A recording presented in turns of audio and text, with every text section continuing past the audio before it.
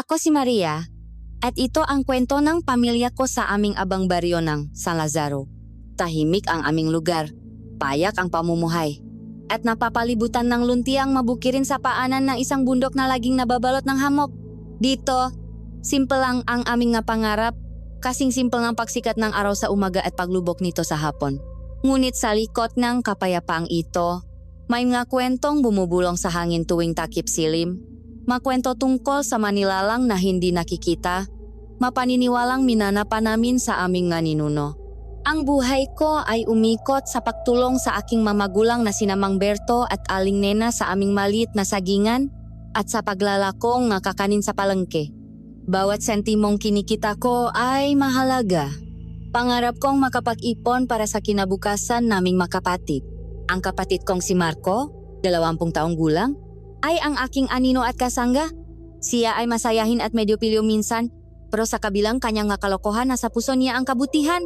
Kasama namin palagi ang aming matalik na kaibigan na si Juan, isang binatang simple at tapat na para na ring kapamilya ang turing namin. Kaming tatlo ay makakasama sa hirap at ginhawa, sa tawanan at asaran. Ngunit ang tahimik na agos ng aming buhay ay unti-unting binulabok na nga alingaw-ngaw mula sa makalapit bayan. Isang puting fan daw ang nahahasik na lagim, dumudukot na mga bata at kabataan na hindi na muling natatakpuan. Noong una, para lamang itong isang masamang panaginip na nangyayari sa malayo, isang kwentong kutsero na pinagpapasapasahan para takutin ang mga pasawi.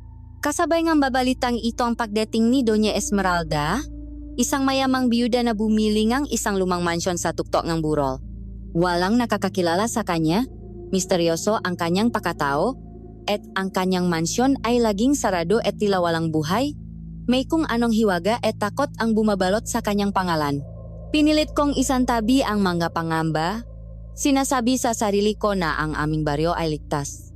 Ngunit may isang malamig na pakiramdam na gumagapang sa aking kaloban, isang babala na ang kasamaang datiri naririnig lang namin sa malayo, ay dahan-dahan nang gumagapang palapit at malapit nang kumatok sa aming mismong pintuan. Katatapos ko lang magilot nang gagamitin ko para sa paggawang puto para ibenta kinabukasan. Tahimik ang buong bahay, tanging ang huningang maibon sa labas at ang lagaslas ng tubig mula sa poso ang aking naririnig. Simple at paulit-ulit ang maaraw sa baryo San Lazaro at sa ganoong kapayakan, doon ko natatakpuan ang kapayapaan. Pinunasan ko ang aking makamay sa isang basahan at dumungaw sa bintana. Pinakmasdan ang luntiang tanawin na bumubungat sa akin.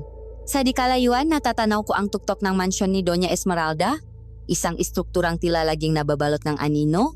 Kahit patirik na tirik ang sikat ng araw, bigla, ang payapang sandaling iyon ay binasak ng malalakas na kalabok sa aming pintong kawayan. Kasunod ng isang pamilyar na boses na humihiyaw sa aking pangalan. Maria! Maria, buksan mo. Dali, Maria. Ang boses ay pag-ari ni Juan, ngunit mayroon itong kakaibang tindi, punong pakasindak at hindi may paliwanag na takot. Nakmadali akong buksan ang pinto at bumungat sa akin ang isang Juan na hindi ko pa nakikita kailanman. Pawis na pawis ang kanyang muka, nanlalaki ang kanyang nga mata, at ang kanyang pahinga ay parang kabayong hinahabol ng kung ano. Anong nangyari, Juan? Bakit ganyan ang itsura mo? Para kang nakakitang multo, pilit siyang nagsalita sa gitnang kanyang paghahabol sa hininga. Si Marco? Maria, si Marco? Kinuha siya? Ang puting van. Sinakay nila si Marco? Sa una ay hindi ko naintindihan. Parang ang nga salita niya ay walang kahulugan. Mga tunok lamang na walang saysay. Anong pinagsasabi mo diyan? Umayos ka nga, Juan. Huwag kang ang makbirong ganyan, hindi maganda. Ngunit nang makita ko ang maluhang namumuo sa gilid ng kanyang mamata, isang malamig na kabaang biglang gumapang mula sa aking mapapakyat sa aking batok. Totoo ang sinasabi ko, Maria. Nakita ko. Nakita ng dalawang mata ko. Naglalakat siya sa may kanto, pauwi na siguro galing sa basketbolan. Tapos huminto yung puting fan. Bumaba yung dalawang lalaking nakaitim. Pilit nilang isinakay si Marco. Nanlaban siya, Maria. Pero dalawa sila. Tinulak nila siya sa loop tapos humarurot na sila paalis. Napakabilis ng pangyayari. Wala akong nagawa. Parang nanigas ako sa kinatatayuan ko. Ang makwentong naririnig lang namin, ang kinatatakutan ng buong baryo. Ngayon ay nangyayari na sa sarili kong kapatid. Hindi maaari. Baka nakamali ka lang ng tingin, Juan. Baka ibang bata yun? Impossible. Pero ang pag-iling ni Juan at ang pangingining ng kanyang malabyang sumagot sa lahat ng aking pagtanggi. Siya iyon, Maria. Nakita ko. Suot niya. Yung paborito niyang sando na may butas sa balikat. Si Marco iyon. Isang malakas na sampang katotohanan ang tumama sa akin. Ang aking malit na mundo ay biglang gumuho. Wala nang oras para mag-isip. Kailangan naming sabihin kina nanay at tatay. Dali, Juan. Puntahan natin sila sa sagingan. Kailangan nilang malaman. Nagtatakbo kami palabas ng bahay. Hindi ko na ininda ang matatalas na bato sa daan na tumutusok sa aking nga paa. Ang tanging nasa isip ko ay ang imahe ni Marco. Ang kanyang ngiti. Ang kanyang nga pangasar. Ang kanyang pagiging makulit. Paano kung ito na ang huling pakakataon na maalala ko ang nga iyon? Bawat hakbang namin ni Juan palayo sa aming bahay ay parang isang hakbang papalapit sa isang bangin ng kawalan. Ang daan patungo sa sagingan na dati punong buhay at kulay ay tila naging isang madilim at walang katapusang lagusan. Ang sikat ng araw na tumatago sa madahon ng puno ay parang mamatang mapanghusga. Ang bawat ugong-angin ay parang isang bulong ang babala. Anong itsura ng malalaki, Juan? Nakita mo ba ang nga mukha nila? Hindi, Maria. Nakatakip ang kanilang nga mukhang panyo. At may iba pang nga bata sa loop ng fan. Naririnig ko silang umiyak. Ang sinabi niyang iyon ay parang isang punyal na lalong bumaon sa aking dibdib. Hindi lang si Marco. Marami sila. Ang sindikatong kinatatakutan ay Totu. Sila ay mahalimaw na nag-anyong tao. At ang kapatid ko ay nasa kanilang nga kamay. Habang tumatakbo, libo-libong tanong ang naglalaro sa aking isipan. Saan nila dinala si Marco? Anong gagawin nila sa kanya? Masasaktan ba siya? Ang makwento ay nagbabalik. Makwento tungkol sa mabatang hindi na bumabalik. Mabatang ginagawang alipin. O mas malala pa. Pinilit kong maging matatag. Kailangan ako ng mamagulang ko. Hindi ako pwedeng magpakita ng kahinaan sa harap nila. Ngunit ang maluhang pilit kong pinipigilan ay kusana lamang tumutulo. Humahalo sa alikabok at pawis sa aking pisngi. Sa wakas, natanaw na namin ang sagingan. Mula sa malayo, nakita namin si nanay na nagayos ng mga bagong tanim na puno nga saging. Habang si tatay naman ay nagpuputo ang tuyong dahon. Ang kanilang anyo, abala sa kanilang mapayapang gawain, ay isang malupit na paalala nga mundong nawala sa amin sa isang iglap lamang. Sumigaw ako, Nay, Tay. Ang boses ko ay basak at garalgal. Lumingon sila. Ang kanilang nga muha ay puno ng pagtataka, na agad napalitan ng pag-alala nang makita ang aming kalagayan. Agad silang lumapit. Iniwan ang kanilang nga ginagawa. Rina, Juan, anong nangyari? Bakit kayo tumatakbo? Anong problema? Humihingal kaming huminto sa kanilang harapan. Sinubukan kong magsalita, ngunit walang boses na lumalabas sa aking lalamunan. Si Juan na ang naglakaslop na magsalita. Mang Berto, Aling Nena. Si Marco po. Kinuha po siya. Dinukot po siya ng puting fan. Ang masalitang iyon ay parang kidlat na tumama sa gitna ng aming pamilya. Nakita ko kung paano nawala ang kulay sa mukha ni nanay. Ang hawa niyang pandilik ay nabitawan niya at bumaksa sa lupa.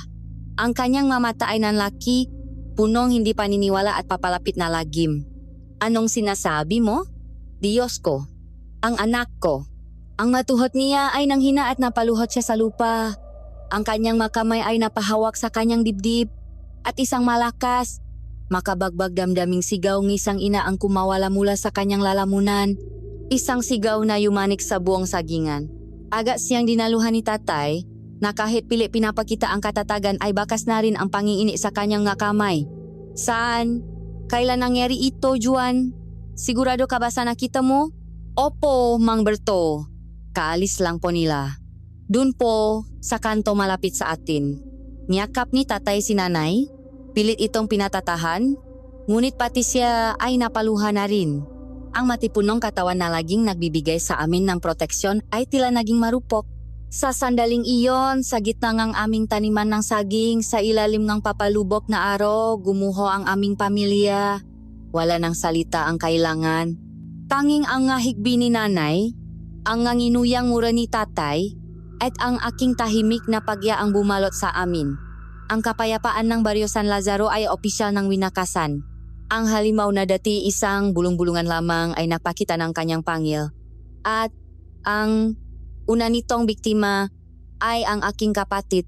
Lumipas ang ilang oras na parang isang walang katapusang bangungot. Matapos naming ihatid ang halos himatay na si nanay sa bahay, agad naming ipinagbigay alam sa kapitan ng barangay ang nangyari. Ngunit tulad ng aming inaasahan, wala rin siyang gaanong nagawa kundi ang itala ang insidente at mangakong ipaparating ito sa pulisya ng bayan.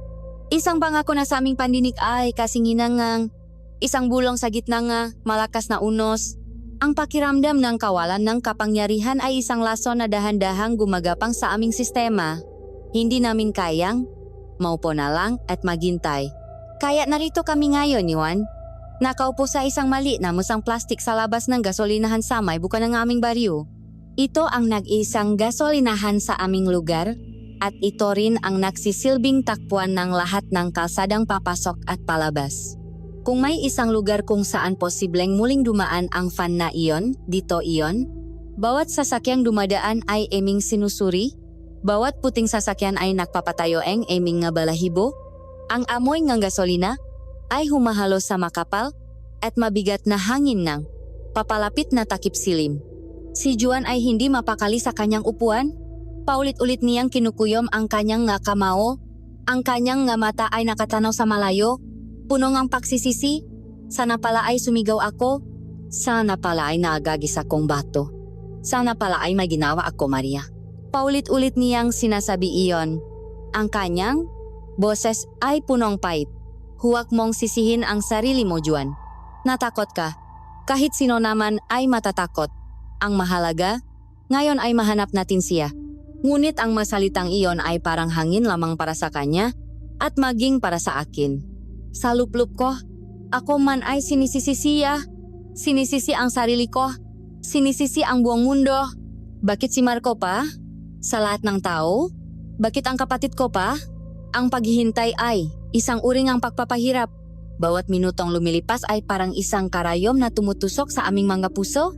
Ang maordinaryong tunok sa paligid, ang businang matricycle, ang tawanan ng mga nakakape sa loop ng convenience store ay tila mga insulto sa aming pagdadalamhati. Paano nagpapatuloy? Ang mundo kung ang sa amin ay huminto na. Maya-maya, sa gitna ng aking pagmumuni-muni, isang pamilyar na hugis ang nahagip ng aking paningin sa di kalayuan. Isang sasakyang puti. Sa una ay binalewala ko ito. Isa lamang sa marami ng dumaan. Ngunit habang papalapit ito, tila bumagal ang takbo ang mundo. Ang hugis nito, ang itsura nito. Juan, tingnan mo. Napatayo ako. Ang aking daliri ay nanginginig habang itinuturo ang sasakyan. Isang puting van, walang plaka sa harap. At sa halip na dumiretso sa pangunahing kalsada, bigla itong lumiko. Tinaha ang makitit at bihirang daanan na papunta sa panan ng bundok. Iyon na iyon, Maria. Ganyan-ganyan ang fan na nakita ko kanina. Sigurado ako, ang puso ko ay nagsimulang kumabog na parang tambol. Ito na ang aming hinihintay. Wala ng oras para tawagan sina tatay o ang kapitan. Sa oras na makarating sila dito, ang fan ay matagal nang nawala sa aming paningin. Ito na ang aming nag-isang pakakataon.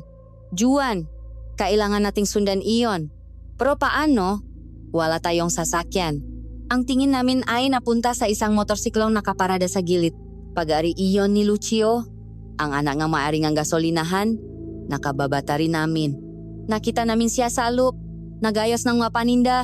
Hindi na kami nag-isip pa. Alos sabay kaming pumasok sa loob. Lucio, pairam NG motor mo. Dali na pakiusap. Nagulat si Lucio sa aming pagdating. Teka Maria, Juan, anong problema? At bakit ganyan ang nga itsura niyo? Si Marco, Lucio, dinukot siya. At iyon ang fan na kumuha sa kanya. Pakiusap, kailangan naming sundan. Buhay ng patid ko ang nakataya. Nag-atubili si Lucio. Ang takot ay mababasa sa kanyang mukha. Narinig din niya ang nga kwento tungkol sa puting fan. Delikado iyan, Maria. Baka kung anong mangyari sa inyo. At papatayin ako ni Tatay Kapa na lamang ipinahiram ko ang moto. Pakiusap, Lucio. Ngayon lang, ibabalik din namin kaagad. ikaw lang ang makakatulong sa amin. Ang pagmamakaawa sa aming nga mataang tuluyang nakpalambot sa kanyang puso. Kinuha niya ang susi sa kanyang bulsa at inyabot sa amin. Sige na, pero mag-ingat kayo. Doble ingat. Huwag na huwag kayong magpapakita sa kanila. Isang mabilis na pasasalamat ang aming sinabi at agad kaming tumakbo palabas. Si Juan ang umangka sa unahan. Ako sa likuran niya. Ang ugong ng makina ng motorsiklo ay parang isang sigaw ng pag-asa sa gitna ng aming desperasyon. Mabilis naming tinahak ang daan ng nilikuan ng van. Ang kalsada ay sementado pa sa una, ngunit habang papalayo kami sa kabihasan, ito ay nagiging baku-bako at maputik. Ang nga bahay ay unti-unting napalitan ng naglalakihang nga puno at ang hangin ay lumalamig. Sumunod kami ng may sapat na distansya. Sapat lang para matanaw ang puting van sa unahan, ngunit hindi sapat para mapansin nila kami. Ang daan ay paakyat at paliko-liko. Sa bawat kurba, kinakabahan ako na baka mawala sila sa aming paningin. Kumapit ka ng mahigpit, Maria. Sigaw ni Juan, sinusubukan labanan ang ingay ng hangin. Kumakapit ako, Juan. Huwag mo lang silang iwawala. Ang papalubog na araw ay nagpipinta na kulay kahel at pula sa kalangitan. Ngunit sa amin, ito ay isang babala. Malapit nang bumaksak ang dilim at kung hindi namin sila masusundan, mawawala na ang lahat ng aming pag-asa. Ang paligid ay nagiging mas masukal. Ang ngasangang ng puno ay tila makamay na sumusubok na abutin kami. Ang matunong ng gubat ay nagsisimula ng magparamdam. Mahuni at kaluskos na nagpapatindik ng aming mabalahibo. Anong lugar ba ito? Wala namang nakatira dito, di ba? Tanong ko kay Juan. Dito matatagpuan yung lumang monasteryo, Maria. Sabi nga matatanda, matagal na iyong inabandona. May mamulto raw diyan. Ang sinabi niya ay nagdagdag pa sa aking takot. Isang sindikato ng makidnapper na nagtatago sa isang abandonadong monasteryo. Ang lahat ng ito ay parang isang masamang pelikula. Sa wakas, ang van sa unahan ay bumagal at lumiko sa isang halos hindi na makitang daanan. Natatakpan ng matataas na damo at baging. Huminto si Juan sa di kalayuan at pinatay ang makina. Ang biglaang katahimikan ay nakakabingi. Dahan-dahan kaming bumaba at naglakat. Ginamit ang napuno bilang aming panangga. Maingat, naming sinilip ang daanang pinasukan ng van. At dun, sa dulo ng daanan, nakita namin ito, isang malaki at kinakalawang na tarangkahang bakal, nakasara, at sa likod nito ay matatayok na pader na bato na halos natatakpan na nga baging at lumot. Ito ang monasteryo. Ang van ay wala na sa aming paningin, marahil ay nakapasok na sa loop. Ang buong lugar ay nababalot ng isang nakakakilabot na katahimikan.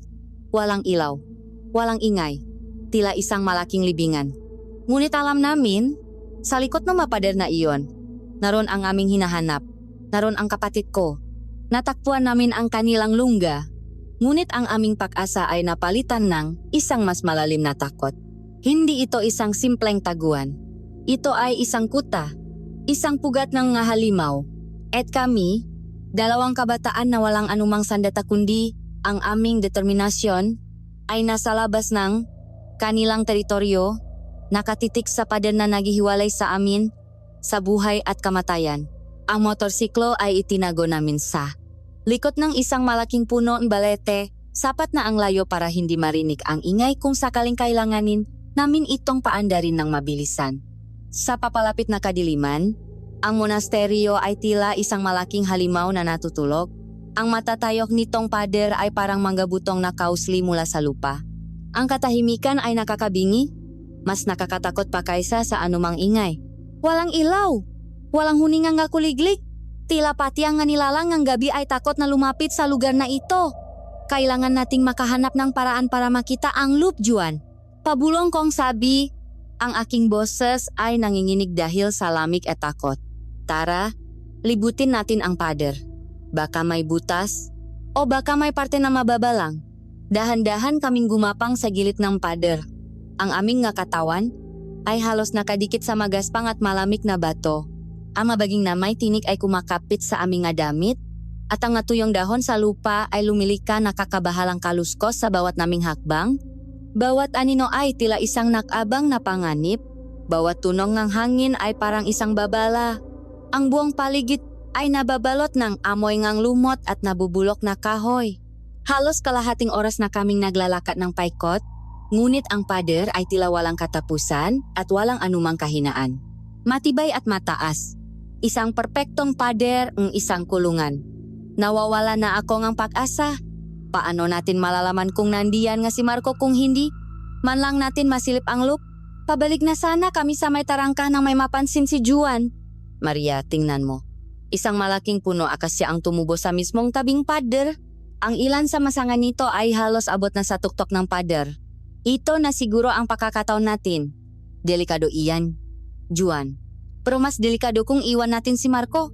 Ako na ang mauna. Sumunod ka lang sa akin. Maingat na inakyat ni Juan ang puno. Ang bawat pagapang niya sa masanga ay aking sinusundan ng tingin. Ang aking puso ay nasa aking lalamunan. Baka may makakita sa kanya. Baka mahulog siya. Baka gumuho ang sanga. Ngunit si Juan, nasanay sa pakakyat ng mapuno ng niyok, ay maingat at mabilis na nakabot sa isang matibay na sanga na halos kapantay na ng tuktok ng pader. Inilahat niya ang kanyang kamay sa akin at tinulungan akong makaakyat mula sa aming kinatatayuan, nakatago sa mayabong ng mga dahon. Sa wakas ay natanaw namin ang loop ng monasteryo. Ang tanawin ay nagpatigil sa aming pahinga. Ang kurtier sa gitna ay hindi abandonado. Mayroong ilang portable na ilaw na nakatayo sa masulok. Nagbibigay nga isang malamlam at nakakakilabot na liwanag. Ang damo ay matataas at sa mga gilid ay may mga nakatambak na basura. At ang pinakakinilabutan namin, may mataong naglalakat sa paligid, malalaki. Hindi bababa sa 5 sila at lahat sila ay may bitbit na mahahabang baril. Sila ay nakpapatrolya. Ang kanilang nga anino ay humahaba at sumasayaw sa liwanag, parang mademonyong bantay. Ang ito ay hindi ordinaryong kriminal. Sila ay isang organisado at armadong grupo. Ito na nga ang pugat ng mahalimaw. Napahawak ako ng mahigpit sa sanga. Nanginginig ang aking buong katawan. Kung makita nila kami, siguradong katapusan na namin. At habang kami ay nagmamasit, isang tunok ang unti-unting umabot sa aming pandinig. Isang mahinang tunok na dalangang hangin. Sa una ay hindi namin ito matukoy. Ngunit habang pinakikinggan naming mabuti, ang tunok ay naging mas malinaw. Ito ay iyak. Iyak na bata, hindi lang isa, kundi marami. Isang sabay-sabay na hikbi na nanggagaling sa loop ng isa sa mga malalaking gusali na may rehas ang mga bintana.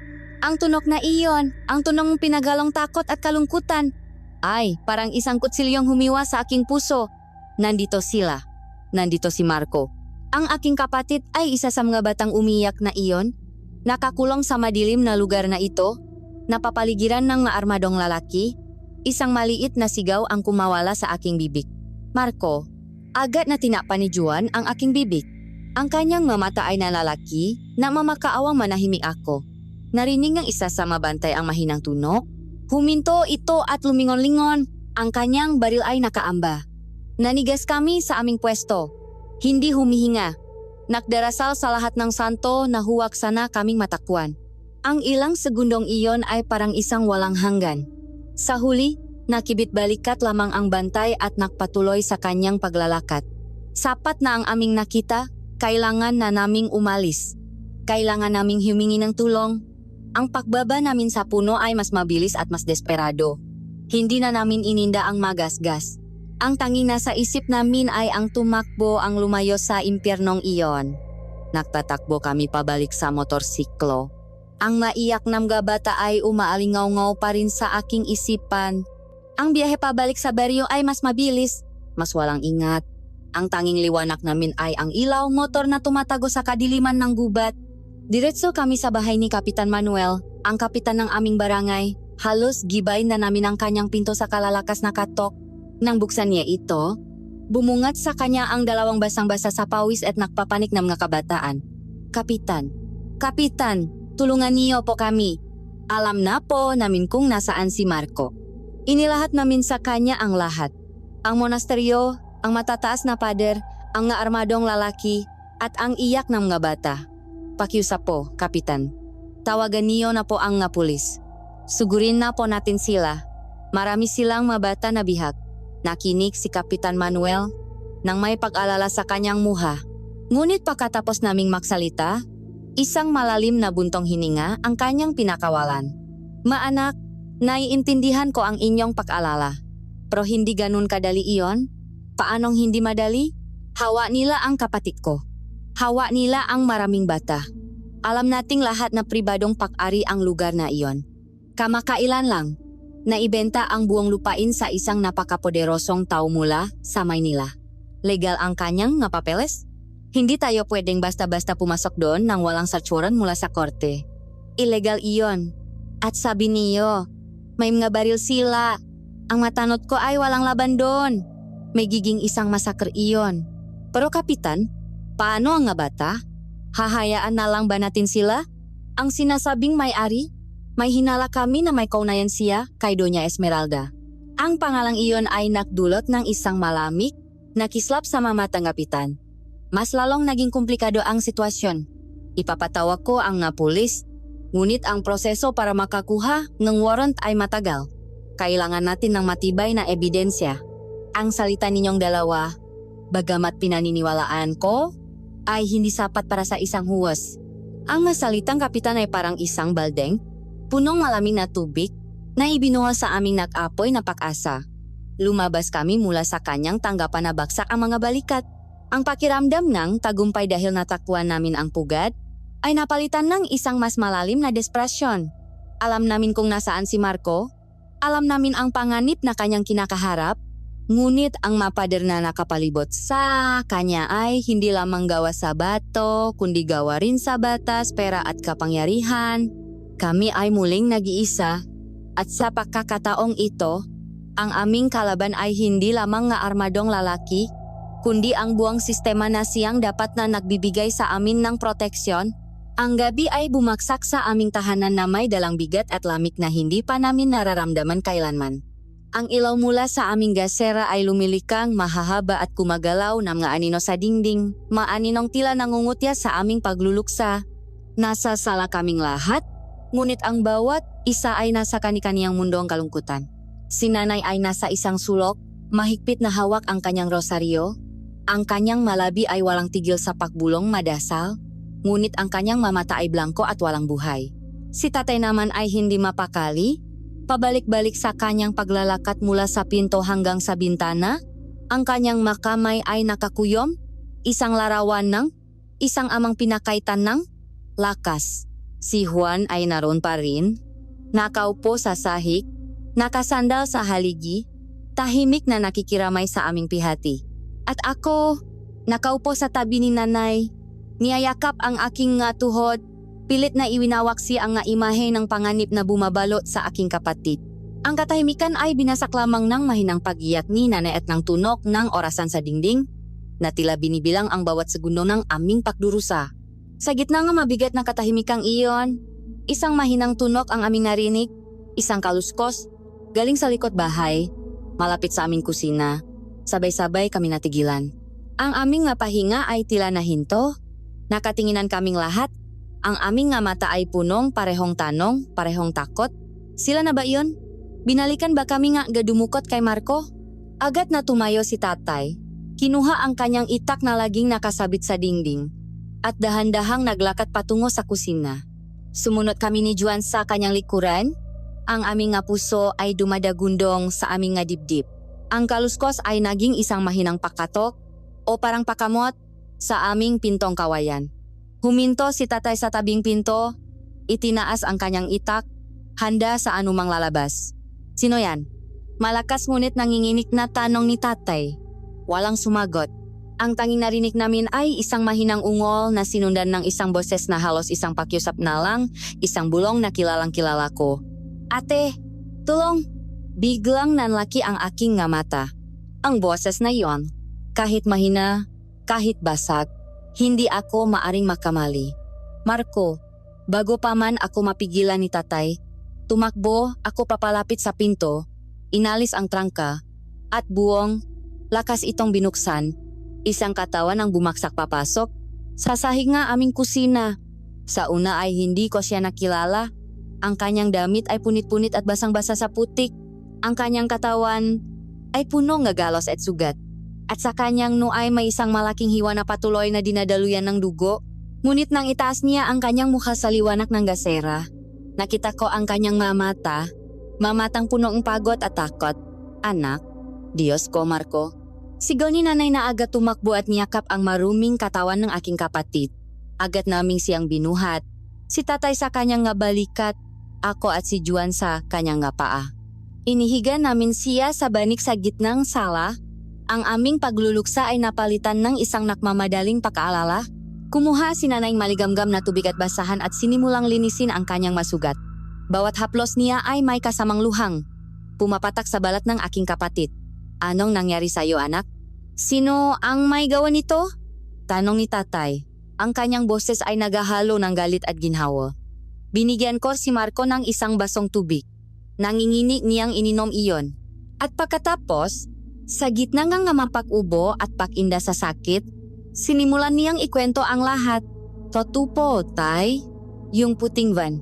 Dinala nila ako sa isang lugar na malayo. Sa gubat, yung lumang monasteryo. Sa loop, marami pa pong ibang bata. Nakakulong kami sa isang madilim na silid. Malamig po at mabaho. Ang mabantay, may mabaril sila. Hindi sila matao. Ang huling sinabi niya ay nagpatigil sa lahat ng aming ginagawa. Anong ibig mong sabihin na hindi sila matao, anak? Aswang po sila, tay. Nakita ko ang kanilang mamata, nagliliwanag sa dilim, at ang pinuno nila, isang babae. Kilala niyo siya? Si Doña Esmeralda. Ang pangalan ay parang isang bombang sumabog sa aming munting sala. Ang mayamang biyuda sa burol. Ang misteryosong bagong residente. Ang lahat ng aming hinala ay totu. Nagpatuloy si Marco. Ang kanyang boses ay nanginginig sa alaala. Mayroon po silang ginagawang ritual. Pinipilit nilang lumunok ang mabatangang isang malit na batong itim. Kumikinang po iyon. Noong una, hindi ko alam kung ano iyon. Pero may isang batang lalaki na sa pilitan nilang pinainom. Pagkalunok niya, bigla siyang nangisay. Bumula ang kanyang bibig, tapos tumahimik siya. At nang imulat niya ang kanyang nga mata, iba na iyon. Kulay pula na parang baga. Hindi na siya umiyak.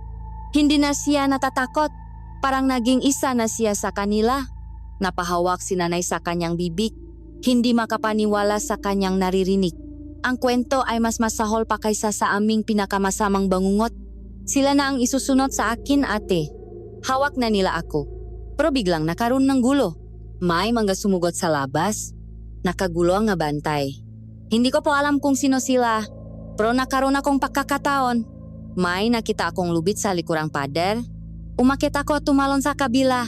Tapos tumakbo na ako. Tumakbo lang ako ng tumakbo. Ang gubat, ang dilim, wala akong pakialam. Ang gusto ko lang ay makawi. Nahulok ako sa isang bangin. Doon ko nakuha itong sugat sa ulo ko. Hindi ko na alam kung gaano ako katagal na tumakbo at naglakad. Sinundan ko lang ang ilaw ng buwan hanggang sa nakita ko ang pamilyar na puno ng ating baryo. Tahimik kaming lahat pagkatapos ng kanyang kwento. Ang hangin ay mas bumigat. Punong isang katotohanang mas nakakatakot kaysa sa multo o anumang laman lupa. Ang aming kalaban ay hindi lamang nga kidnapper. Sila ay mga aswang, mademonyong nakanyong tao. At ang kanilang layunin ay hindi pera, kundi ang paramihin ang kanilang lahi sa pamamagitan ng pagnakaw sa aming mga anak. Ang ginhawang naramdaman namin sa kanyang pagbabalik ay nabahiran na ngayon ng isang mas malaking takot. Nabalik nga siya sa amin, ngunit paano kung mayroon siyang daladala mula sa lugar na iyon? Paano kung hindi lang sugat ang kanyang nakuha? Ngunit isinantabi ko muna ang nga tanong na iyon. Ang mahalaga ay ligtas siya. Ang mahalaga ay kasama na namin siya. Dahan-dahang tumayo si tatay. Ang kanyang mukha ay hindi na nakpapakita ngang pag-aalala, kundi ngang isang matigas at determinadong galit. Ang mamata niya ay may apoy na ngayon ko lang nakita. Kinuha niya ang kanyang itak at sinuri ang talim nito. Hindi na tayo maaring maghintay sa pulis o sa kapitan. Kung mahalimaw ang kalaban, kailangan nilang harapin ang isang manunugis. Nakatayo siya sa may bintana, nakatanaw sa madilim na gabi, sa direksyon ng mansyon sa burol. Ang pagbabalik ni Marco ay hindi ang katapusan ng aming paghihirap. Ito pala ang simula ng isang digmaan na hindi namin inakalang aming lalabanan.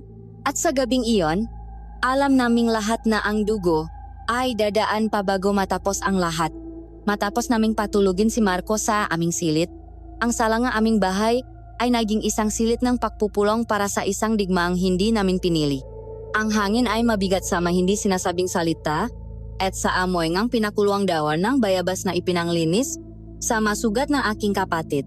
Si tatay, si Mang Berto, ay tumayo ng may isang katahimikan na mas nakakatakot kaysa sa anumang siga. Ang kanyang mga mata ay hindi na nagpapakita ng pag-aalala ng isang ama, kundi ng isang malamig at matalas na pokus ng isang mga ngaso.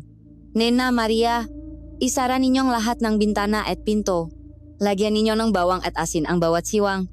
Ano man ang mangyari, huwag na huwag kayong makbubukas kahit kanino hanggat hindi ako bumabalik. Alis ako. Saan ka pupunta? Berto, huwag mong iwan ang mga anak mo. Huwag mo kaming iwan. Pakiusap, pagmamakaawa ni nanay. Ang kanyang magkamay ay mahigpit na nakakapit sa braso ni tatay. Hindi ito ang oras para magtago. Nena, kung hindi natin sila lalabanan ngayon, babalik at babalikan nila tayo hanggang sa mobos tayo. Kailangan nilang malaman na hindi tayo mga tupa na basta-basta na lang nila kakatayin. Hinalikan ni tatay si Nanay Sano. Isang halina puno ng pagpapaalam at pangako. At kinuha ang kanyang itak. Hindi siya nag-iisa. Alam kong kailangan niya ng kanyang kasangga. Tahimik siyang lumabas sa gabi. At pakalipas ng ilang minuto, nakita ko siya sa di kalayuan. Kasama na si Mang Nilo, ang ama ni Juan. Ang dalawang ama, ang dalawang haligi ngaming mapamilya, ay naglakat sa dilim hindi bilang mamaksasaka kundi bilang mamanunugis. Nakita ko sa kanilang madaladalahan ang mabagay na pamilyar sa makwento ng matatanda. Ang kanilang maitak ay makintap, marahil ay pinahiran ng langis na may dasal. Mayroon silang masupot na puno ng asin at dinurok na bawang. At ang pinaka nakakakilabot sa lahat, ang hawa ni Mang Nilo ay isang mahabang buntot pagi, isang latigo mula sa dagat na sinasabing kinatatakutan ng mga aswang. Sila ay naghahanda para sa isang pamamaril, at ang kanilang puntirya ay ang mga halimaw na kumuha sa aking kapatid. Hindi ko alam kung paano sila nakapasok sa monasteryo. Siguro ay may alam silang lihim na daanan. Isang kaalamang ipinamana sa mga henerasyon na mga tagapagtanggol ng aming baryo. Ang tanging magagawa na lang namin ay ang magdasal. Ang bawat butil ngang rosaryo ay parang isang hiblangang pag-asa na aming pinanghahawakan. Ang nga oras ay dumaan na parang isang walang hanggang paghihintay.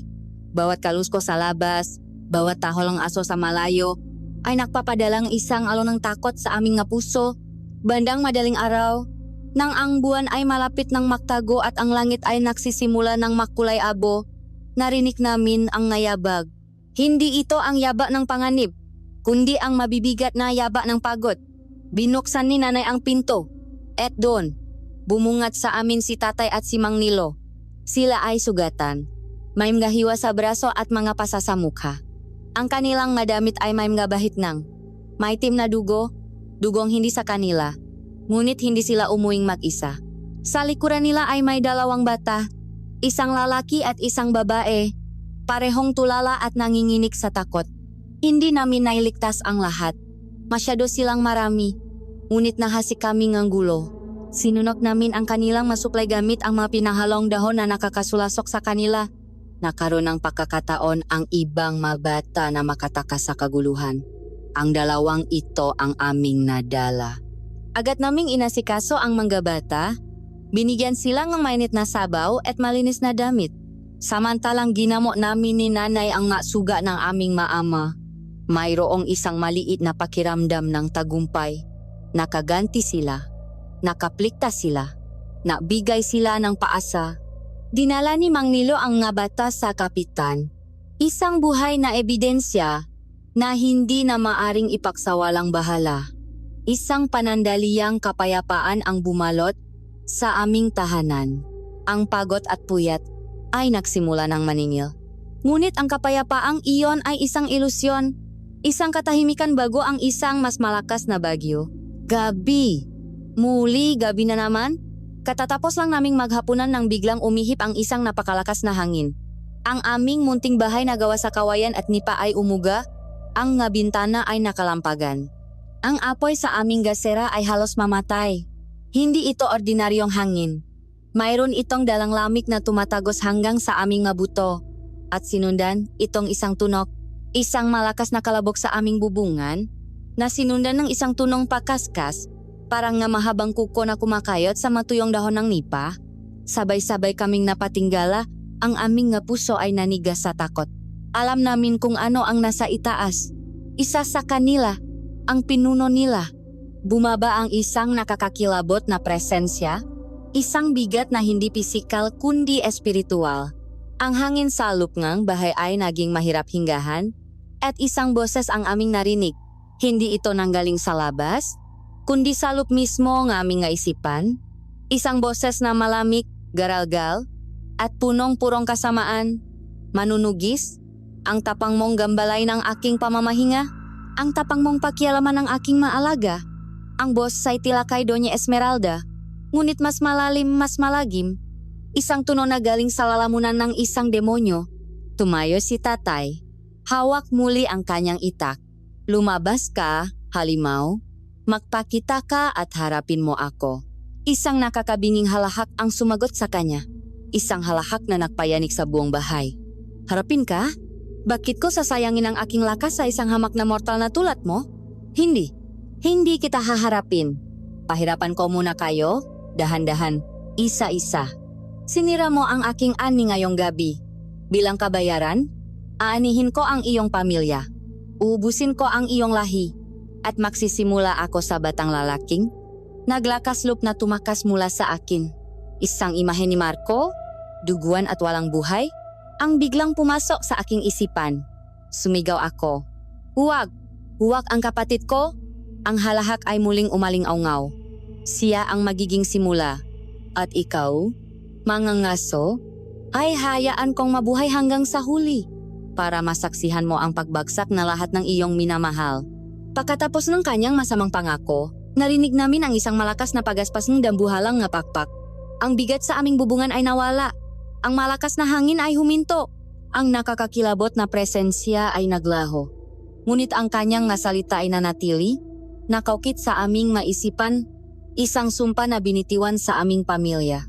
Naiwan kaming nakatayo sa gitna ng aming sala, nanginginig, hindi makapagsalita. Ang maliit na tagumpay na aming naramdaman kaninang umaga ay abo na ngayon. Hindi namin sila tinakot, ginising lang pala namin ang isang natutulok na demonyo. At ngayon, ang kanyang nga mata ay nakatuon na sa amin, naghihintay, nag-aabang. Ang digmaan ay hindi pa tapos. Sa katunayan, ito ay ngayon palang tunay na magsisimula. Lumipas ang 2 araw pagkatapos ng pagbabanta mula sa aming bubungan. Ang bawat araw na iyon ay isang paglalakat sa ibabaw ng maninipis na salamin. Ang takot ay naging isang permanenteng residente sa aming tahanan, isang hindi nakikitang miyembrong mang pamilya na nakaupo sa hapagkainan at natutulok sa bawat sulok ng bahay. Sinubukan naming bumalik sa normal. Si nanay ay nagluluto, si tatay ay nagayos ng mga sirang kagamitan, at ako ay nagalaga kay Marco. Ngunit ang lahat ng aming makilos ay mekanikal, walang buhay. Ang aming ngangiti ay pilit at ang aming nga tawanan ay hindi umaabot sa aming nga mata. Si Marco ay unti-unti nang gumagaling mula sa kanyang nga sugat. Ang magalas ay nagsisimula ng matuyo at ang kanyang lakas ay tila bumabalik. Ngunit habang gumagaling ang kanyang pisikal na katawan, may ibang bagay na tila nagsisimulang mamatay sa loob niya. Ang lahat ay nagsimula sa lamig. Isang gabi, habang nagbabasa ako sa liwanag ng gasera, narinig ko siyang nanginginig sa kanyang higaan. Inayos ko ang kanyang kumot, ngunit lalo lang siyang nanginig. Ate, ang lamig? Pakikuha pa ang isang kumot. Kinuha ko ang pinakamakapal naming kumot at ibinalot sa kanya. Ngunit kahit sa ilalim ng 2 makapal na kumot, ang kanyang panginginig ay hindi humihinto. Hinawakan ko ang kanyang noo, inaakalang nilalaknat siya. Ngunit ang aking palat ay napadikit sa isang balat na napakalamig, parang yelo. Kakaiba. Paanong magiging malamig siya gayong ang init ng gabi ay halos nakakapaso? Kinabukasan, ang lamig na iyon ay hindi nawala. Nakabalot siya sa kumot kahit tirik na ang araw. At kasabayng lamig, nagsimula ang kanyang pagbabago. Ang dating masayahin at palangiting si Marco ay naging irritable at tahimik. Isang beses tinanong ko siya kung ano ang gusto niyang kainin. Ang isinagot niya ay isang masungit na tingin. Kahit ano, huwag mo na akong tanungin. Ang kanyang nga mata na dati punong kalokohan ay tila naging mas madilim, laging nakatanaw sa malayo, na parang may tinitingnan na hindi namin nakikita. Nagsimula rin siyang iwasan ang aming mga pagkain. Si nanay, sa kanyang pagnanais na protektahan kami, ay nilalagyan ng bawang at asin ang halos lahat ng kanyang niluluto. Ngunit para kay Marco, ang nga ito ay lason. Ang bawang, mabaho raw. Ang maalat na sabaw, nakakasuka raw. Nawalan siyang ganang kumain. At sa loob lamang ng ilang araw, ang kanyang katawan ay nangayayat. Ngunit ang pinakanakakabahala sa lahat ay ang kanyang pagiging palihim. Madalas ko siyang nahuhuling nakatayo sa may bintana sa kalaliman ng gabi, nakatitik sa madilim na kakahuyan. Ang kanyang mukha ay walang emosyon. Kapag tinatawa ko siya, nagugulat siya at agad na makukunwaring walang ginagawa. Isang gabi, naabutan ko siyang kinakamot ang kanyang ulo sa mismong parte kung nasaan ang kanyang sugat.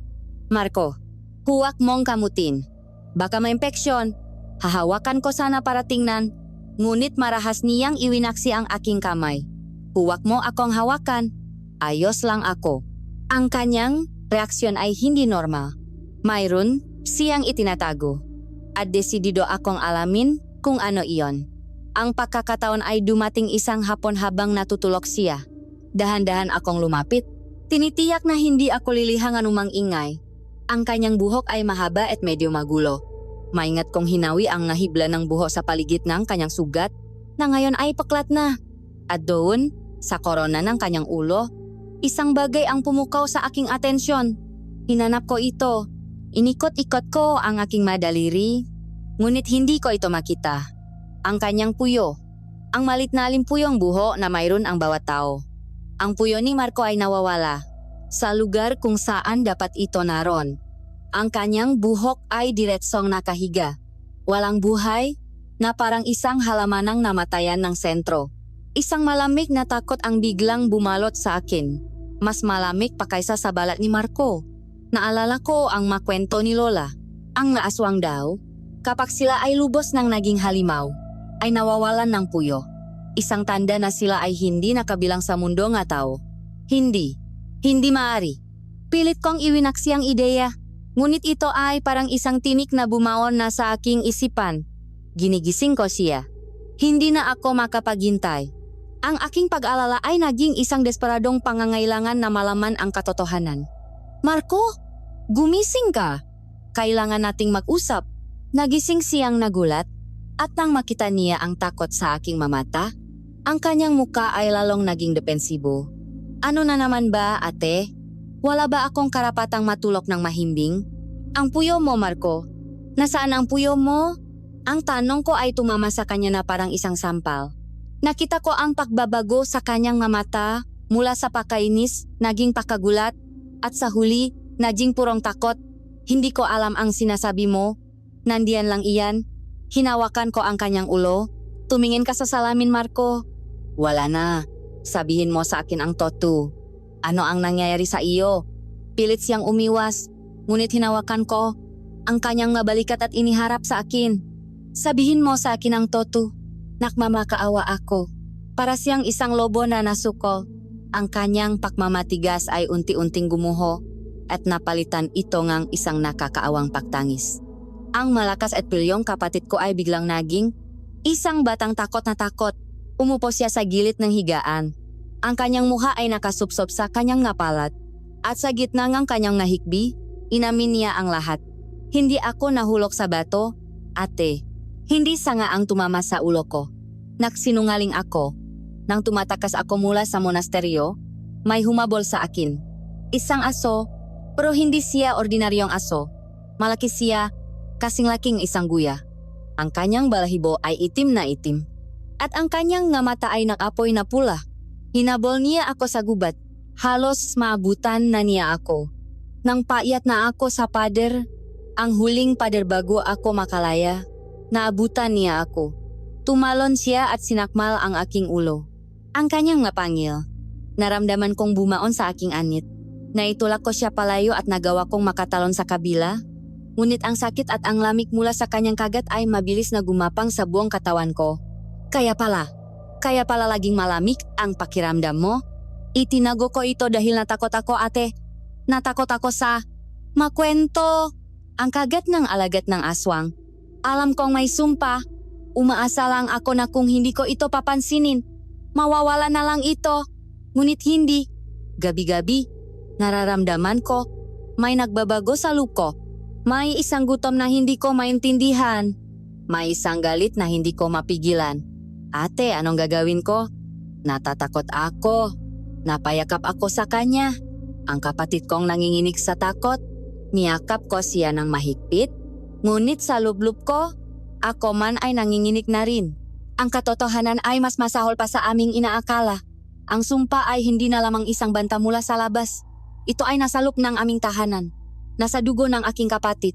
At habang yakap ko siya, isang bagong uringang takot ang nagsimulang gumapang sa aking puso. Ang kapatid ko pa ba itong aking kayakap? O isang halimaw na naghihintay lang tamang oras para magising?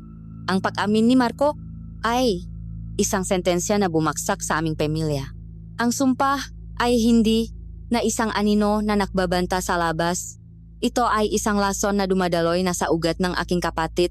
Wala kaming ibang pagpipilian. Ang karaniwang gamot at ang siyensya nga doktor sa bayan ay walang kapangyarihan sa ganitong uring karamdaman. Isang pangalan lamang ang pumasok sa aming naisipan. Isang pangalan na binubulong lamang sa oras ng matinding pangangailangan. Lolo Kiko, ang matandang albularyo na naninirahan sa liblib na bahaging bundok. Isang manggagamot na ang kaalaman ay hindi galing sa malibro, kundi sa mga espiritong lupa at sa mabulong ng mga ninuno. Kinabukasan, bago pa man sumikat ang araw, sinimulan namin ang aming paglalakbay. Nakpaywan si nanay, masyadong mahina ang kanyang puso para makita ang maaring kahinatnan ng lahat. Si tate at ako ang umalalay kay Marco, na ngayon ay mas mahina pa kaysa kahapon. Ang bawat hakbang paayat sa bundok ay isang pagsubok. Ang daan ay matarik at maputik. Si Marco, na dati kayang ayatin ang bundok na ito ng tumatakbo, ay halos isinasagat na namin. Ang kanyang pahinga ay mabigat at ang kanyang balat ay mas lalong nanalamig sa bawat sandali. Habang kami ay umaakyat, napansin kong tila mas naging matalas ang kanyang mga pandama. Bigla siyang humihinto at titingin sa isang direksyon na parang may naririnig na hindi namin naririnig. Iniwasan niya ang mahalamang may matapang na amoy, mahalamang alam kong ginagamit na pananggalaban sa masasamang espiritu. Ang sumpasalop niya ay tila nagigising. Kinikilala ang mga bagay na kinamumuhian nito. Matapos ang halos 2 oras na paglalakbay, narating namin ang dampa ni Lolo Kiko. Ito ay isang maliit na bahay na gawa sa kawayan at pawid, napapaligiran ng isang hardin na puno ng iba't ibang uri ng halaman. May mga nakasabit na bungkos ngang matuyong dahon, maugat, at mga anting-anting sa bawat sulok. Ang amoy ngang pinakuluang mahalamang gamot at insenso ay bumalot sa amin. Isang amoy na tila naglilinis ng kaluluwa. Si Lolo Kiko ay nakaupo sa isang maliit na bangko sa labas, naghihimay ng gadahon, na parabang inaasahan na niya ang aming pagdating. Ang kanyang muka ay kulubot na parang isang tuyong dahon, ngunit ang kanyang nga mata ay buhay na buhay. Matalas at tila nakikita ang lahat. Inasahan ko na kayo, Beto. Pumasok kayo. Iupo ninyo ang bata. Ang kanyang boses ay mahinahon ngunit may bigat ng karunungan. Pumasok kami sa loob ng kanyang malit na dampa. Ang lupa ay mas lalong punong mabagay na hindi ko maintindihan. Mabangga na may lamang langis, managkasabit na ngipin na hayop at may simbolo na nakaukit sa makahoy. Pinaupo namin si Marco sa isang maliit na upuan sa gitnang silid. Agad siyang naging hindi mapakali, na parang ang buong lugar ay nagdudulot sa kanya ng sakit. Si Lolo Kiko ay hindi nagsalita. Kumuha siyang isang kandila, isang palanggana na may tubig, at isang maliit na pirasong tawas. Sinindihan niya ang kandila at nagsimulang bumulong ng mga orasyon na hindi ko maintindihan. Ang mga salita ay tila galing pa sa isang sinaunang panahon. Ito ang pagtatawas, isang ritual para malaman ang sanhi ng karamdaman. Habang ginagawa ni Lolo Kiko ang ritual, ang tensyon sa loob ng dampa ay tumitindi. Ang apoy ng kandila ay biglang lumakas at sumayaw ng malakas, kahit walang hangin na pumapasok. Ang anino sa dingding ay tila nakaroon ng sariling buhay. Si Marco ay nagsimulang pakpawisan ng malamig, ang kanyang pahinga ay bumibilis. Napahawak siya sa kanyang ulo at umungol sa sakit. Anak, magpakatatak ka. Sabi ni tatay, sinusubukang hawakan ang balikat ni Marco. Ngunit ang balat nito ay parang may kuryenteng nakpatalsik sa kamay niya. Kinuha ni Lolo Kiko ang tawa sa ipinatong sa ibabaw ng apoyng kandila. Ito ay unti-unting natunaw at ang likido ay kanyang ipinatak sa palangganang tubig. Nakaroon itong isang sumisitsit na tunog at ang usok na lumabas ay mabango at kasabay nito ay mabaho. Si Marco ay lalang nahirap. Ang kanyang maungol ay naging nasigaw. Pilit niyang tinatakpan ang kanyang matainga na parang ang madasal ni Lolo Kiko ay mapunyal na tumutuso sa kanyang isipan. Itinaas ni Lolo Kiko ang palanggana at sinuri ang hugis na nabuo ng tawas sa tubig. Nakita ko ang pagbabago sa kanyang mukha. Ang kanyang kalmadong ekspresyon ay napalitan ng pagkabahala. Ang hugis, ito ay ang hugis ng isang aso. Isang asong may nakapoy ng gamata. Bago pa man kami makapagsalita, ibinaba ni Lolo Kiko ang palanggana. Kumuha siya ang isang maliit na botang langis, isinauso ang kanyang hintuturo, at dahan-dahang lumapit kay Marco. Anak, kailangan kong basbasan ang iyong nu para maitaboy ang masamang espiritu. Huwag kang lalapit. Sigaw ni Marco, ang kanyang mga mata ay nanlilisik na sa takot at galit. Ngunit hindi nakinig si Lolo Kiko. Sa sandaling dumampi ang kanyang daliri sa noo ni Marco, isang paksabong ang lakas ang nangyari. Isang sigaw na hindi na pangtao ang kumawala mula sa lalamunan ng aking kapatid. Isang sigaw na parang pinahalong ungol ng isang hayop at tili ng isang demonyo. Buong lakas niyang itinulak si tatay at ako na parang mabasahang ipinahigis kami sa dingding. Ang kanyang katawan ay nagsimulang mangisay at magbago. Narinig namin ang matunong na paglalagitikan na parang ang kanyang nga buto ay nababali at muling nabubuo sa ilalim ng kanyang balat. Ang kanyang nga mata ay naging pulos-pula. Ang kanyang makuko ay humaba tumulis. Naging mamatatalas na galamay. At ang pinakakakilakilabot sa lahat, ang kanyang nga labi ay umurong. Ipinapakita ang kanyang nga gilagit habang ang kanyang nga ngipin ay humahaba at tumutulis. Naging nga pangil na handang manakmal sa isang iglap. Ang kapatid kong si Marco ay nawala. Ang nakatayo sa kanyang lugar ay isang halimaw na naglalawi. Isang nilalang na punong galit at gutom. Sinugot niya ang lahat ng bagay sa loop ng dampa. Ang mabanga ay nabasak. Ang mahalamang gamot ay nakalat sa sahig. Umungol siya at sinubukan kaming sugurin, ngunit si tatay, sa kabilang ang pagkagulat, ay mabilis na humarang gamit ang kanyang itak. Siya ay hindi na si Marco. Siya ay isang mabangis na hayop na nakakulong sa isang hawla. Sa gitna ng kaguluhang iyon, si Lolo Kiko ay nanatiling kalmado. Mabilis niyang dinukot ang isang supot mula sa kanyang baywang at ibinato ang laman nito sa halimaw. Asin. Sa pagdampingang asin sa balat nito, ang halimaw ay umaray sa sakit na parang napaso. Napaatras ito sa isang sulok, humihingal. Ang nga mata ay punong galit na nakatuon kay Lolo Kiko. Huminto kayo. Ang boses ni Lolo Kiko ay mahinahon ngunit may autoridad. Nakatingin siya sa amin ni na tatay. Ang kanyang nga mata ay puno ng lungkot at isang mabigat na katotohanan. Patawad, maanak. Ngunit kailangan ninyong malaman ang katotohanan. Ang karamdaman niya ay hindi isang ordinaryong sakit. Ang sumpang aswang ay nasa kanyang dugo na.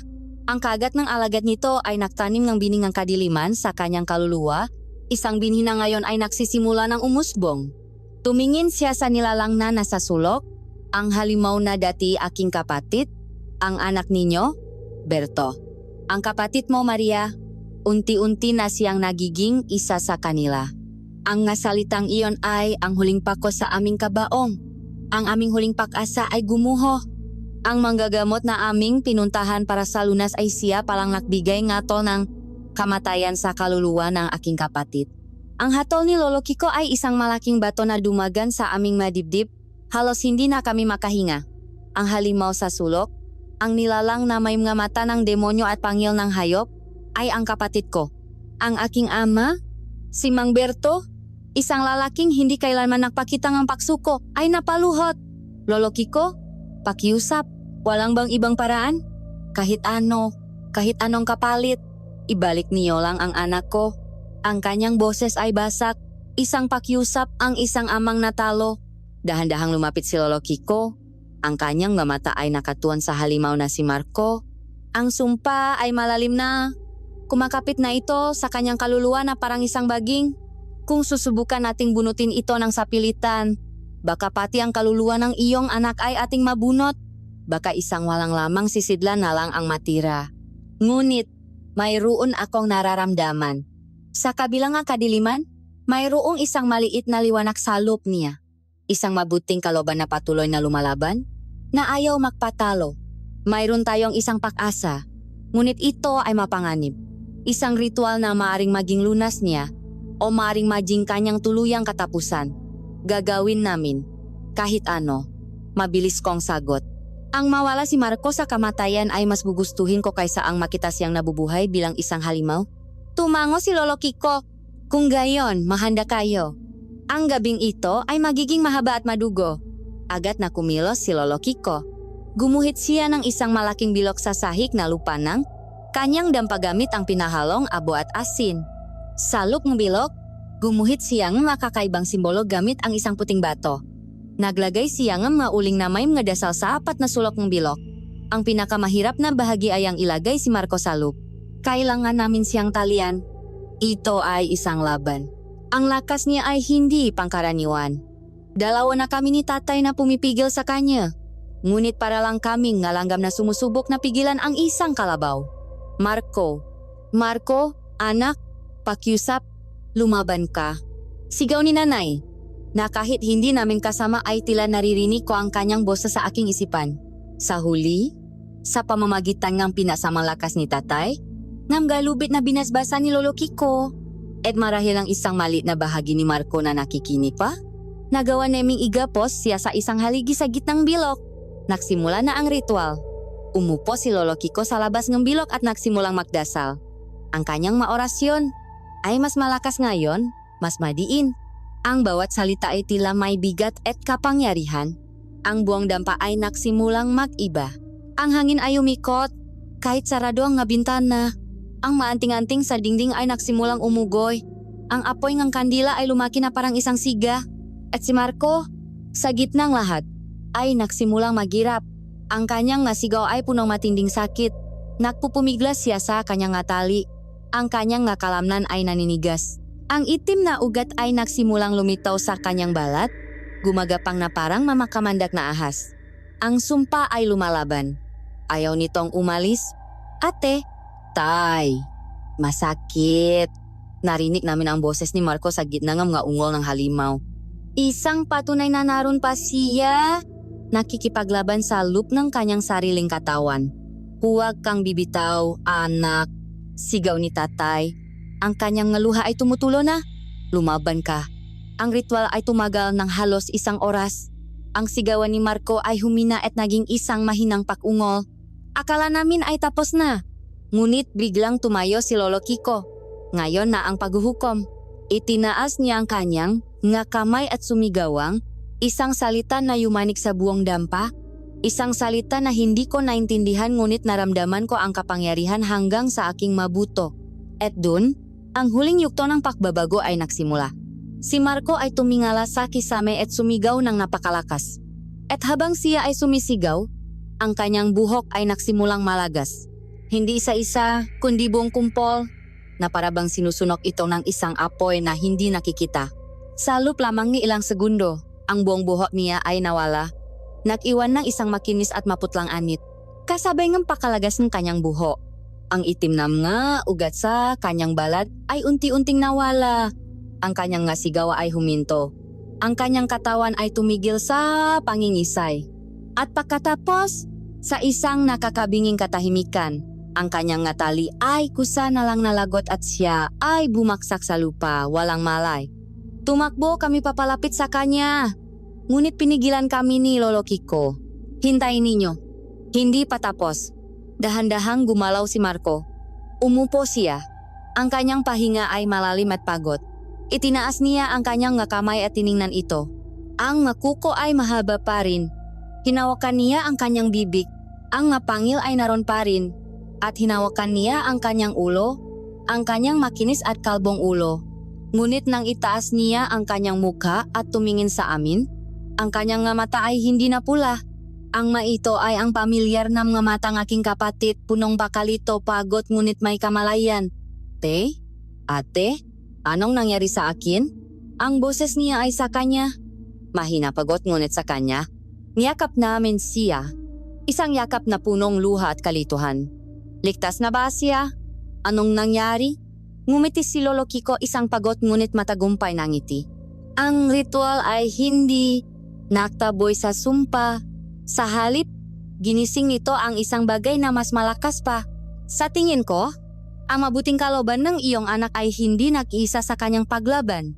Mayroon siyang kasama, isang mabuting espiritu na matagal nang nananahan sa kanya, na marahil ay nakuha niya nung bata pa siya dahil sa isang gawang kabutihan na hindi natin alam. Ang espiritong ito ay hindi kayang talunin ang sumpa, ngunit kaya nitong kontrolin. Nakipag-isa ito sa kadiliman, at sa kanilang pagsasanip, isang bagong nilalang ang isinilang. Ang Gelasong ay Nejing Sandata.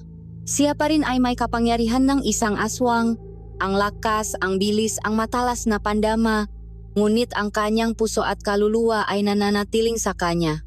Siya ay isang kumao, isang aswang na walang buhok, ngunit may kaluluwang tao. Tumingin si Marco sa kanyang sarili, sa kanyang kuko, sa kanyang refleksyon sa isang basak na banga. Nakita niya ang isang halimaw, ngunit naramdaman niya ang kanyang sarili salop. Ang alaala ng mabatang umiiyak sa monasteryo, ang imahan ng batang lalaking nilamon ang itim na bato, ang lahat ng iyon ay bumalik sa kanya. At ang kanyang takot at pakalito ay napalitan ng isang malamig na determinasyon. Tumayo siya, medyo nanginginig pa, ngunit may bagong apoy sa kanyang mata.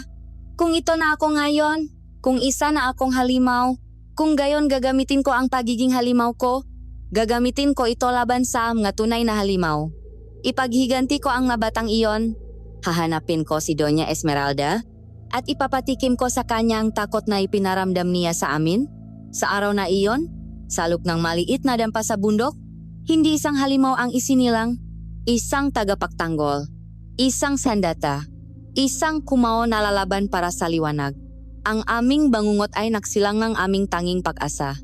Ang pagbabalik namin mula sa dampa ni Lolo Kiko ay isang paglalakbay na nababalot ng kakaibang katahimikan. Madaling araw na nang marating namin ang aming bahay. Ang dating halimaw na aming binitbit paahyat ay ngayon naglalakad na sa sarili niyang mapaa. Sugatan ang aming makatawan, ngunit ang aming nga espiritu ay may bagong apoy. Si nanay ay naghihintay sa may pinto, ang kanyang muka ay isang mapangampak alala. Nang makita niya kami, agad siyang tumakbo papalapit, ngunit huminto siya ng ilang hakbang ang layo mula kay Marco. Nakita niya ang pagbabago. Ang kalbong ulo, ang nga matang may kakaibang tindi, ang nga kukong hindi na may kukubli. Napahawak siya sa kanyang bibig, ang kanyang mamata ay pinahalong takot at pagkaawa. Marco, anak, ikaw pa ba iyan? Lumapit si Marco sa kanya, dahan-dahan, na parang isang hayop na sinusubukang huwag takutin ang isang maamong tupa. Opo, nanay.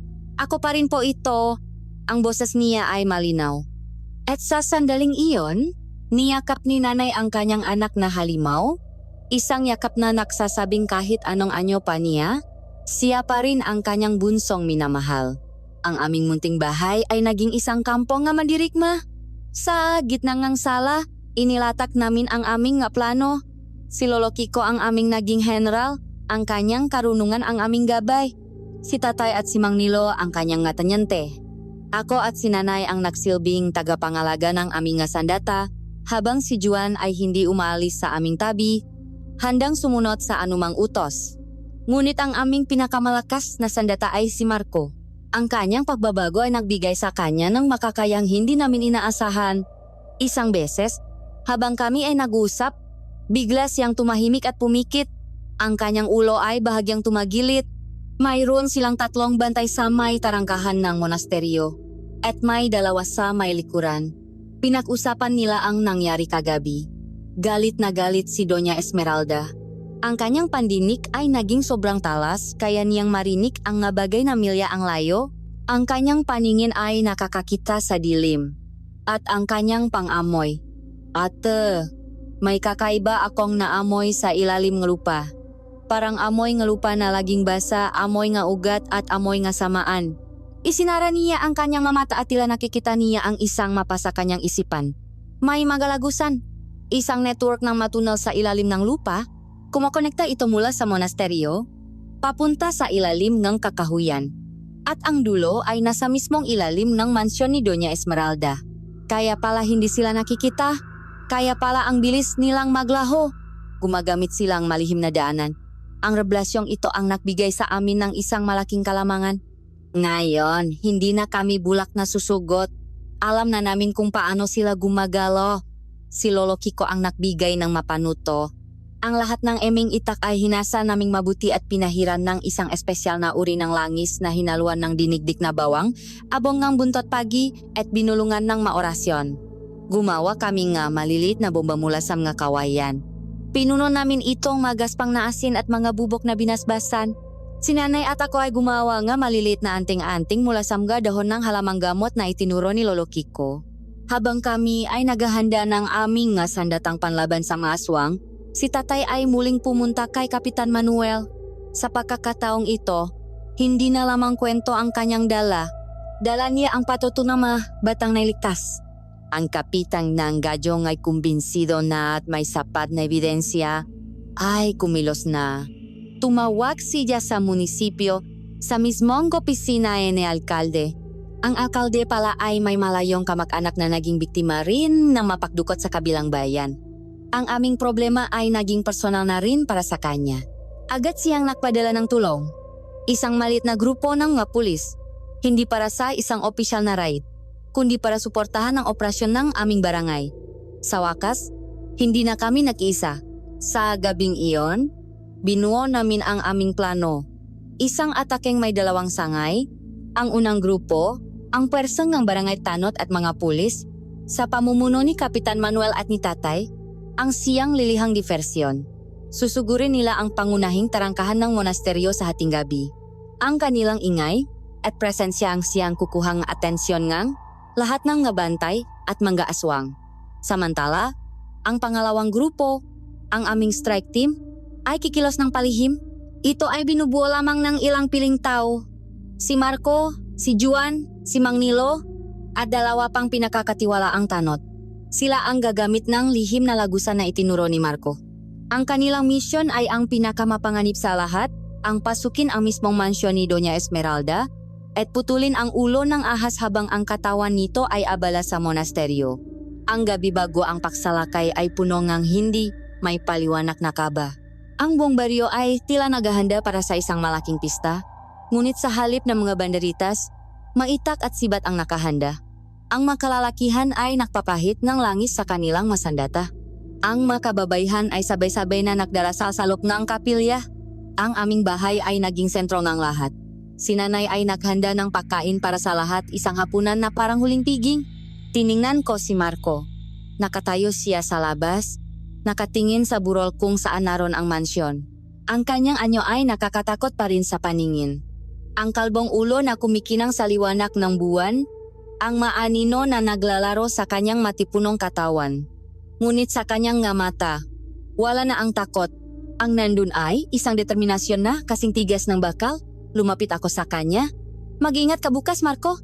Lumingon siya sa akin at sa unang pakakataon sa loop ngang maraming araw, nakita ko ang isang pamilyar na ngiti sa kanyang nga labi kahit pa ito ay may kasamang nga pangil para sa pamilya. Ate, para sa lahat na mabatang kinuha nila, hindi na kailangan pang maraming salita. Ang gabing iyon ay ang huling gabi nga aming paghahanda. Bukas, sa pagsapit ng hating gabi, ang digmaan sa pagitan ng mga tao at mga halimaw ay magsisimula. At ang aking kapatid, ang kumaong Baryo San Lazaro, ang siyang mangunguna sa aming huling laban. Ang hangin bago ang hating gabi ay makapal at hindi gumagalaw, na parang ang buong kalikasan ay humihinto sa paghinga. Nakabang, nasa loob kami nga aming bahay, ang maliit na grupo ngang mandirigma, nagsasagawa nga huling pagsusuri sa aming nga plano. Ang bawat isa ay tahimik, abala sa kani-kanilang mainiisip. Ang takot ay naroon, isang malamig na kuryente sa hangin. Ngunit ito ay nababalutan na ngayon ng isang matigas na determinasyon. Handa na kaming mamatay kung kinakailangan. Bigla, sa gitna ng katahimikan, tumayo si Marco.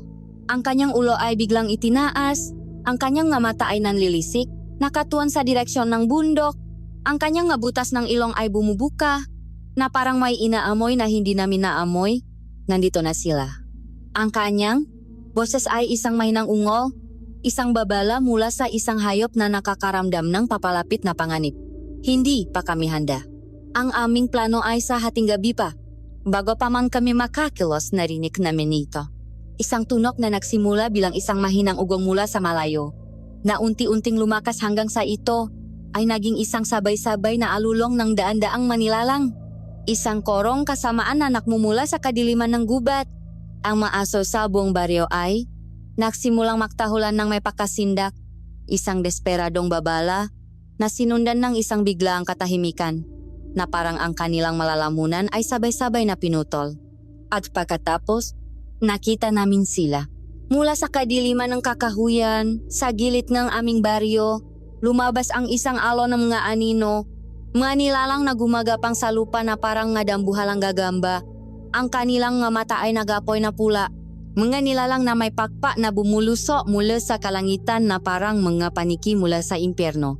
At sa unahan, ang nga mandirigma, maaswang na may anyong tao, ang kanilang mamuha ay uhaw sa dugo, ang kanilang makamay ay may hawak na makalawanging itak at sibat.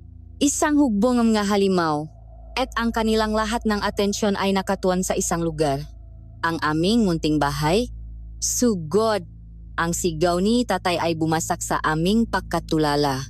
Mabilis kaming pumwesto. Si tatay at si Mang Nilo sa may pinto, si Juan at ang ibang matanot sa mabintana. Ang unang along nga aswang ay sumalpok sa aming bahay na parang isang malaking daluyong. Ang kanilang makuko ay kumaskas sa mga dingding na kawayan. Ang kanilang mga katawan ay bumabangga sa aming mabintana, ngunit napapatras sila sa sakit dahil sa mga bawang at asin na aming inilagay. Ngunit marami sila. Masyadong marami. Ang ilan ay nagawang umakit sa bubungan. Ang kanilang nga kuko ay nagsimulang pumunit sa mapawit. Ang aming bahay ay kinukuyog, ginigiba, mula sa loop, lumalaban kami. Ang maitak na binasbasan ni Lolo Kiko ay sumisugat sa kanilang mabalat. Nagiwan na mahivang umusok. Ang makawayang bomba ay aming inihahagis, sumasabok sa isang ulap ng asin na nakpapabulak at nagsusunog sa kanila. Ngunit sa bawat isang napapatumba namin, mayroong 3 pumapalit. Sa gitna ng kaguluhan, nakita ko si Marco. Nakatayo siya sa gitna ng sala, ang kanyang nakamaw ay nakakuyom, ang kanyang nga mata ay nakapikit, ang kanyang katawan ay nanginginig. Hindi sa takot kundi sa isang nakpipigil na galit. Hindi niya kayang lumaban sa loob ng masikip na espasyo. Ate, nanay, lumayo kayo sa pinto. At pagkatapos ay sumigaw siya. Isang sigaw na hindi na kay Marco, kundi sa Kumao. Isang sigaw na yumanik sa pundasyon ng aming bahay. Isang sigaw na sumagot sa alulong ng maaswang sa labas. Buong lakas niyang sinipa ang aming pinto. Pinatalsik ito mula sa kanyang bisagra. At pagkatapos ay lumabas siya. Ang maaswang na nasa harap ng aming bahay ay natigilan sa kanilang nakita. Isang nilalang na mas nakakatakot pa kaysa sa kanila. Isang halimaw na walang buho, may mga pangil at kuko, ngunit ang nga mata ay nag-aalap sa apoy nga tarungan. Isang kumao, walang salita. Sumugot si Marco sa gitna ng hukbong nga aswang. Siya ay naging isang ipo-ipo ang pakawasak. Ang kanyang makuko ay pumupunit sa kanilang malalamunan. Ang kanyang mapangil ay kumakagat sa kanilang nga balikat. Ang kanyang lakas ay kayang magpataop ng 3 aswang sa isang tulak lamang. Siya ay isang halimaw na lumalaban para sa mga tao. Ang kanyang presensya ay nakbigay sa amin ng lakas ng loob. Ang makalalakihan ng baryo, na sa una ay nagtatago sa kanilang mabahay, ay nagsimulang lumabas. Dala ang kanilang maitak, mapalakol, at ang tapang na dulot ng desperasyon. Ang labanan ay kumalat mula sa aming bakuran patungo sa mamakikitit na eskinitang ang baryo. Ang buong San Lazaro ay naging isang larangan ng digmaan. Ang gabi ay napuno nga sigawan ng nga tao at ang mahalimaw, ng tunong ng nagbabangga ang mabakal at ang amoy ng dugo. Ngunit sa gitnang kanyang pagwawala, huminto si Marco. Tumingala siya, hindi sa langit kundi sa direksyon ng mansyon sa Burol. Sigaw niya sa gitna ng labanan. Isang pain lang ito, ang lahat ng. Ito ay isang malaking palabas para mapagot tayo, para maubos ang ating lakas. Ang tunay na panganib, ang reyna, ay wala rito. Nasa mansyon pa rin siya, nakmamasit, nagtatawa sa ating kahangalan. Ang katotohanan ay tumama sa amin na parang isang malaking sampal. Tama siya? Hinahayaan ni Doña Esmeralda na ang kanyang nga alagad ang mamatay habang siya ay nananatiling ligtas. Kung hindi namin siya mapapatay, magpapadala lang siya ng isa pang hukbo at isa pa hanggang sa maubos kami. Kailangan naming sundin ang plano. Si tatay, kahit nag-alalasam nga naiwan, ay gumawa ng isang desisyon. Juan, kapitan, ipunin ang lahat. Ipagtanggol ninyo ang baryo hanggang sa huling hininga. Huwag ninyong hayaang makapasok sila sa mga bahay. Kami na ang bahala sa ahas. Isang mabilis na tango mula kay Kapitan Manuel at Juan. At pagkatapos, ang aming maliit na strike team ay humiwalay mula sa pangunahing labanan. Si tatay, si Mang Nilo, si Juan, at ako na hindi pumayak na magpaiwan ay sumunod kay Marco. Tumakbo kami sa likuran ng mga bahay, papalayo sa ingay ng digmaan. Ang aming nga damit ay puno ng putik at dugo ng aswang. Ang aming nga katawan ay pagod na, ngunit ang aming nga puso ay nag-aalap. Narating namin ang isang lumang balon sa gilid ng kakahuyan, ang lugar na itinuro ni Marco. Ito ang pasukan. Walang pakaalinlangan. Inalis nila ang takip na kahoy. Nagpapakita ng isang madilim at mabahong butas. Isa-isa kaming bumaba, patungo sa kadiliman sa ilalim ng lupa. Ang huling aking narinig bago kami tuluyang lamunin ng lagusan ay ang mga desperadong sigaw mula sa labanan sa aming baryo. Iniwan namin sila para sa isang misyon na maaring maging aming katapusan. Isang sugal na ang taya ay ang kaligtasan ng lahat. Ang amoy salop ng lagusan ay amoy ng nabubulok na lupa at kamatayan. Si Marco ang aming naging ilaw sa kadiliman. Ang kanyang nga mata na bahagyang kumikinang ang siyang gumagabay sa aming nga hakbang. Rinig namin sa itaas ang mamaflat na tunog ng labanan. Isang paalala na ang oras ay aming kalaban. Bawat segundo na kami ay nasa ilalim ng lupa, ang aming nga pamilya at kaibigan ay nakikipaglaban para sa kanilang nga buhay. Matapos ang tila walang katapusang paglalakad, narating namin ang isang hagdanang bato na payat. Dahan-dahan kaming umakyat at lumabas sa isang bodega sa ilalim ng mansyon. Ang aming manakita ay nagpatigil sa aming paghinga. Nga kalawanging hawla, ang ilan ay may mga buto pa sa loob. Nga kakaibang gamit na panglaboratorio at nga banga na may lamang nga preserbadong lamang loop. Ito ang laboratoryong mahalimaw. Umakyat kami sa pangunahing palapak. Ang mansyon ay nakakabinging tahimik. Ang karangyaan sa loop ay isang malaking insulto sa kasamaang nananahan dito. At sa pinakamalaking sala, naghihintay siya, si Doña Esmeralda, hindi sa anyong halimaw, kundi sa kanyang anyong tao. Nakasuot ng isang eleganteng bestida, kalmadong umiinom ng alak. Sa kanyang tabi ay may dalawang anino, maaswang na may anyong matatandang lalaki. Ang kanilang mamata ay walang buhay at malamig na parang yelo. Inaasahan ko na kayo, madaga. Ang kanyang boses ay malambing ngunit punong lason. Naisip niyo ba talaga na matatalo ninyo ako? Sumugot si tatay at si Mang Nilo. Ang kanilang nga itak ay handa. Hinarang silang ang dalawang bantay. Nagsimula ang isang labanan ng mabihasang manunugis laban sa masinaunang halimaw. Si Juan ay sumuporta sa kanila. Tanging kami na lang ni Marco ang naiwan na nakatitik sa reyna ng kadiliman. Tumingin siya kay Marco, isang mapang-uyam na ngiti ang gumuhit sa kanyang malabi. Tingnan mo ang iyong sarili. Bate, isang kumao. Isang alipin na nakaakalang siya ay malaya. Ang sumpang iyan, sa huli, ay lalamunin ka rin. At ako ang magiging iyong reyna. Hindi mangyayari iyon. Sagot ni Marco, ang kanyang boses ay isang ungol. Ngayong gabi ang iyong katapusan. Isang malakas na halahak ang kanyang isinagot at sa isang iglap, nagbago siya. Ang kanyang katawan ay humaba. Ang kanyang balat ay naging itim at makaliskis. Malalaking pakpak na parang sa paniki ang pumunit sa kanyang likuran. Siya ay naging isang dambuhalang demonyo, mas malaki at mas nakakatakot kaysa sa nakita namin sa aming bubungan. Sumugot si Marco. Ang kanilang pagbabanggaan ay umanik sa buong mansyon. Sila ay dalawang puwersang alikasan, isang labanan ng liwanag at dilim sa loob ng nakatawang halimaw. Ngunit si Doña Esmeralda ay mas malakas, masanay, Bawat atake ni Marco ay kanyang sinasangga at ang kanyang maganti ay mabibigat at nakamamatay. Sa isang malakas na pagampas ng kanyang buntot, ipinagigis niya si Marco sa pader. Bago pa man siya makabangon, dinaganan na siya nito. Ang matatalas na kuko ay nakatutok sa kanyang lalamunan. Tapos na ang laro, kumao. Isang sigaw ang kumawala sa aking bibig. Kinuha ko ang huling kawayang bomba mula sa aking supot at buong lakas na ibinato sa mukhang ng halimaw.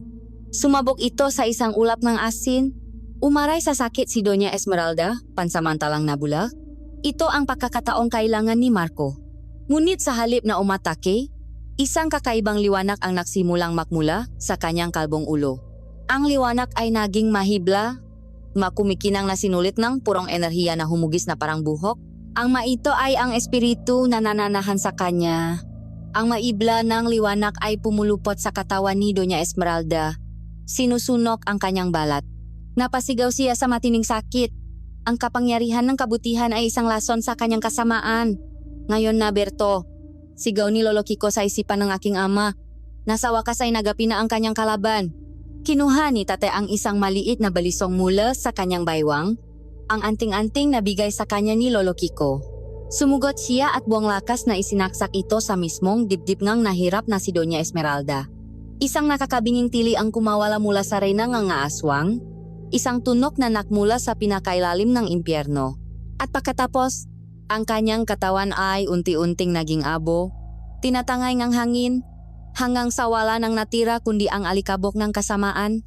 Sa kanyang paglaho, ang hukbongang aswang na sumusugot sa aming baryo ay biglang natigilan. Ang kanilang pinakukunan ng lakas ay nawala. Sila ay naging mamahihinang nilalang na madaling nagaping nga nagtatanggol na taga-baryo. Ang sumpa salop ni Marco ay biglang nawala ng kapangyarihan.